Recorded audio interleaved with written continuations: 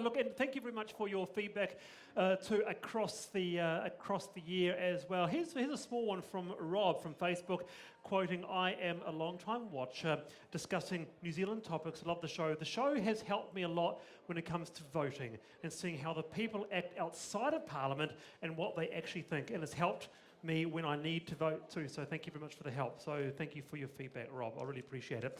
Well, I took to the streets of Wellington this afternoon. I asked this question. Do you think, should the government stop some families from having babies? No. No, I do not think that. Definitely not. No? I don't think so.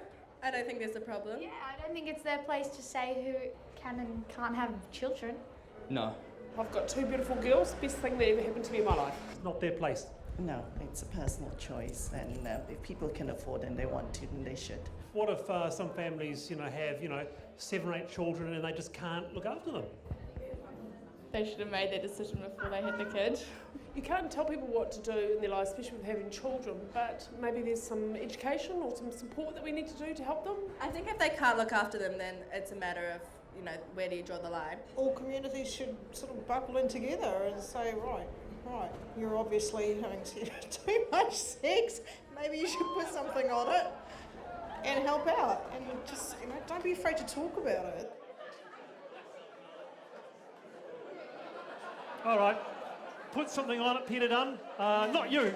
But there you go, the quote of the night there. But look, the Minister of Social Development is going to restructure child, youth and family. Should women who have already had children taken off them be stopped from having more? Anne Tolley says we at least need to have a conversation about it. Sarah Dowie, do we need to have the conversation about this? Well, I think what she's getting at is a conversation about increased education and access to the options of contraception. That's what she's talking about. She's not talking about compulsory sterilisation. No. She's talking about education and access. But why bring the subject up? What do you think about what Anne Tolley said? Where's it leading? Well, I think Anne Tolley took us back to the 1880s when the whole philosophy of eugenics was... Oh, that's a bit harsh. No, it's true. That's quite harsh. Because actually what the whole philosophy says is that the state should decide who procreates.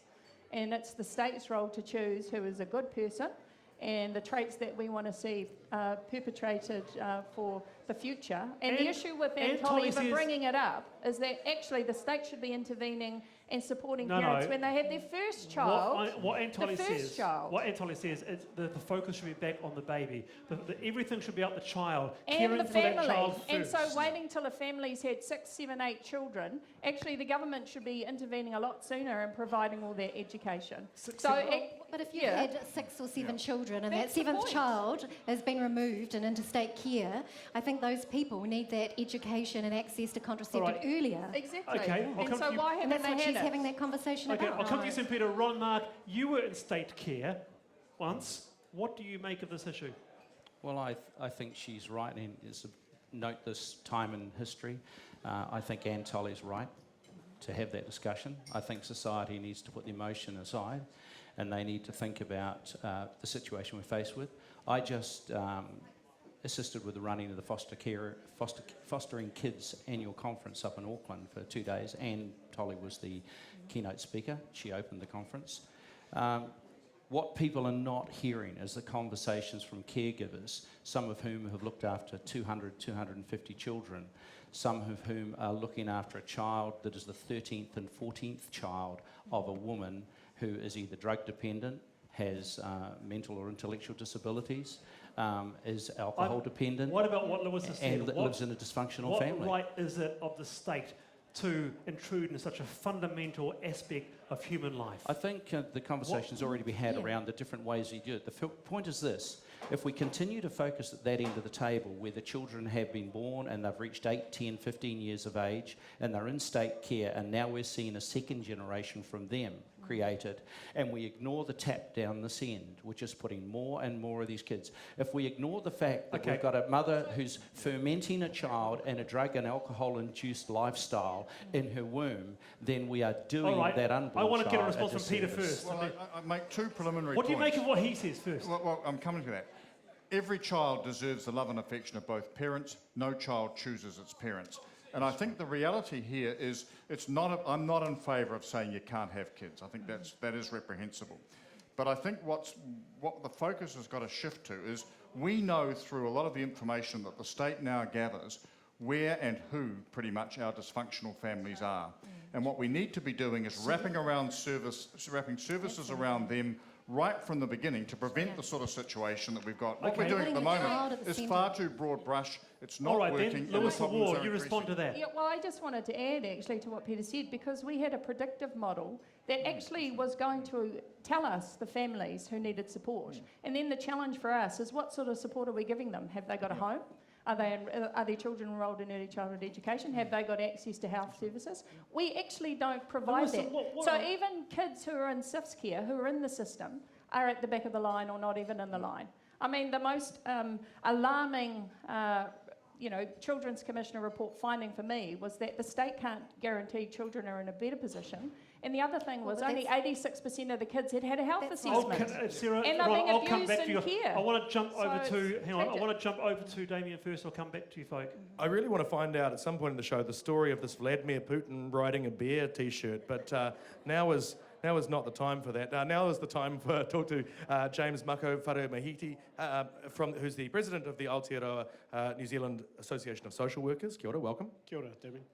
You're at the front end of this, right? You're working in Porirua City, you're seeing cases. Do you think there's ever a reason or a time where women should be forced, I suppose, by the state to be sterilised? No, coercion is not the answer. And returning back to the state dictating to vulnerable families and women needs to be really debated. And these are issues that frontliners are faced with. And as was mentioned by the backbenchers, they are predictive models, and we know what's going on for these vulnerable women. What is going on? All the issues that Ron mentioned, that we've got women who have been in vulnerable situations themselves, and they're caught up in, whether it be drugs, alcohol, they're caught up with the whole cycle of issues for them. What do you think, if we could do, one thing, and I know that's always a bit simplistic, but one thing right now that would make a real difference, what would it be? As Louisa was saying, we need all the wraparound services to get in early, at the beginning stages of the issues for some of our vulnerable families, and we don't, because we don't want our kids going through the systems. We love our children, we love our tamariki mokopuna, and we need to do the most that we can do and the government needs to do that. We need to do, last question, do we need to do more than we're doing?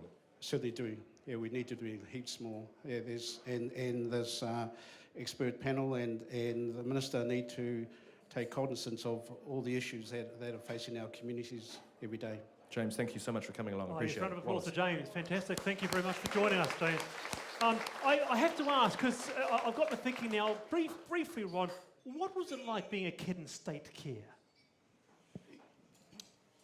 You haven't got long enough for the show, have you? Really? All right. There are parts that are very, very tough, and as a child at the age of 5, 7, or 8, you don't understand why you're where you are, and you find it very difficult to deal with the teasing of other kids your own age. Let me assure you that children can be nasty little sods when they want to be, and so the next thing is the water the state has had up for violence and for assaulting someone, because that's the only way they know how to react.